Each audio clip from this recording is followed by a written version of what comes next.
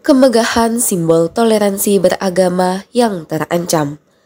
Tempat ibadah yang tersebar di seluruh dunia menandai bahwa agama merupakan hal yang tak terpisahkan dalam kehidupan manusia. Tempat ibadah berupa bangunan yang dijadikan sebagai tempat suci dalam memuja Tuhan seperti gereja, masjid, pura, vihara, sinagog, dan tempat ibadah lainnya. Pengistilahan sebagai tempat yang suci dikarenakan memiliki nilai historis dan cerita yang inspiratif. Salah satu tempat suci keberagaman beragama yang cukup terkenal di dunia adalah kota suci Yerusalem. Rentetan peristiwa penting menjadikan Yerusalem sebagai tempat yang memiliki signifikansi nilai sejarah. Tempat yang penting bagi umat beragama, khususnya agama Kristen, Islam, serta Yahudi. Beberapa temuan arkeologis menjadi bukti lintasan perkembangan agama-agama besar di dunia. Agama Islam mempercayai Masjid Al-Aqsa sebagai tempat suci. Tempat ini menjadi lokasi yang dilintasi Nabi Muhammad SAW ketika naik ke langit bersama malaikat Jibril. Agama Kristen mempercayai gereja Makam Kudus sebagai objek yang disucikan karena dianggap sebagai lokasi penyaliban, kematian, penguburan, dan kebangkitan Yesus Kristus. Selain gereja Makam Kudus, Bukit Zaitun juga dipercaya sebagai tempat Yesus naik ke surga setelah kebangkitannya. Ruangan perjamuan terakhir yang diyakini sebagai tempat Yesus mengadakan perjamuan malam terakhir sebelum penyaliban, dan beberapa tempat di Yerusalem yang diyakini umat Nasrani sebagai tempat suci. Agama Yahudi percaya bahwa Haikal Sulaiman yang juga dikenal sebagai Kuil Salomo disucikan karena menjadi pusat keagamaan bagi umat Yahudi. Haikal Sulaiman dibangun oleh Raja Salomo pada abad 10 sebelum Masehi. Pada tahun 586 sebelum Masehi, kuil tersebut dihancurkan oleh pasukan Babilonia dan dibangun kembali di tempat yang sama, kemudian dihancurkan kembali oleh Kekaisaran Romawi pada tahun 70 Masehi. Bangunan tersebut masih bertahan hingga sekarang yang dikenal sebagai Tembok Barat. Pembangunan Masjid Al-Aqsa berlokasi tepat pada lokasi kuil Salomo dan tetap mempertahankan bekas-bekas kuil, salah satunya Tembok Barat atau dikenal dengan Tembok Ratapan bagi bangsa Yahudi.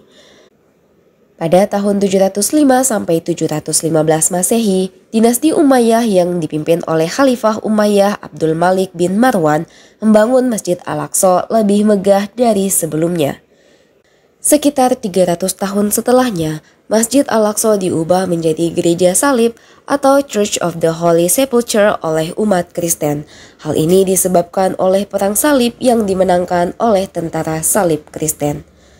Pada tahun 1187 Masehi, Islam merebut kembali Yerusalem dan menjadikan gereja salib sebagai Masjid Al-Aqsa.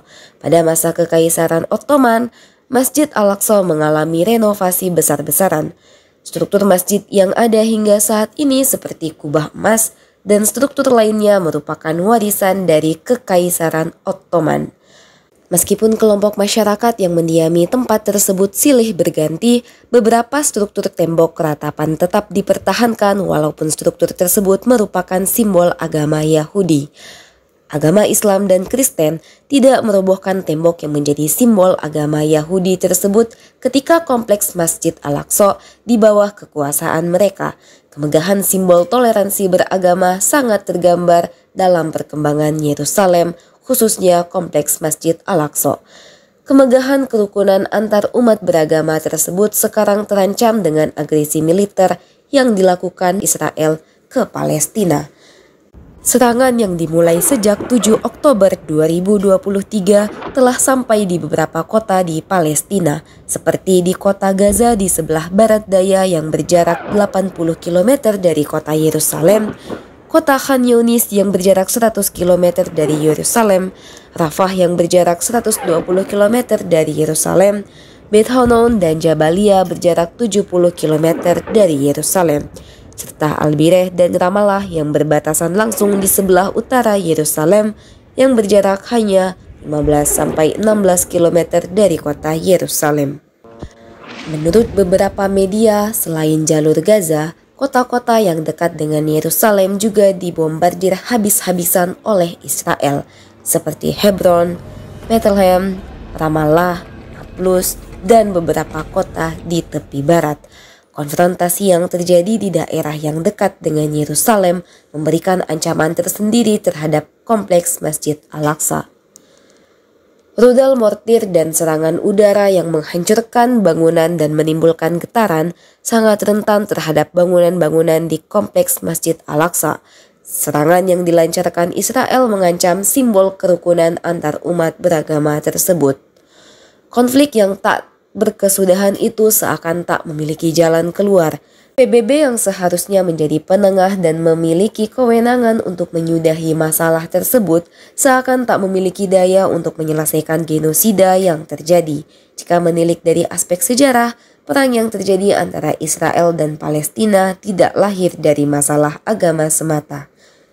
Rentetan peristiwa penting seperti runtuhnya Kekaisaran Ottoman, strategi pada Perang Dunia Pertama, kedikdayaan negara-negara pemenang Perang Dunia, serta kebijakan negara pemenang Perang Dunia Kedua menyebabkan PBB tak berdaya menyelesaikan masalah genosida yang terjadi di Palestina hingga sekarang.